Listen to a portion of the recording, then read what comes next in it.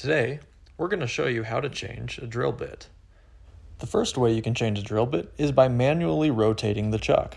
Firmly grasp the drill in your right hand, take your left hand, and rotate the chuck until it begins to loosen. As you continue to rotate the chuck, you'll notice that the drill bit becomes loose and you can remove it from the drill.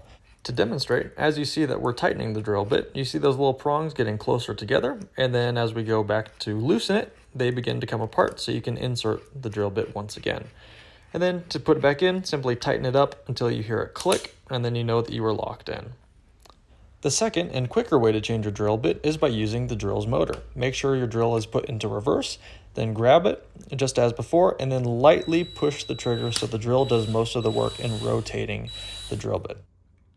You can remove it as we demonstrated before. Once we put our motor into the forward position, you can see that those little prongs begin to go forward and tighten, and then we'll reverse it, back it out, and then let's reinsert our drill bit here. And then to tighten it, make sure your motor is put into the forward position, grab the chuck, and then lightly squeeze that trigger so it begins to tighten onto your drill bit and locks into place.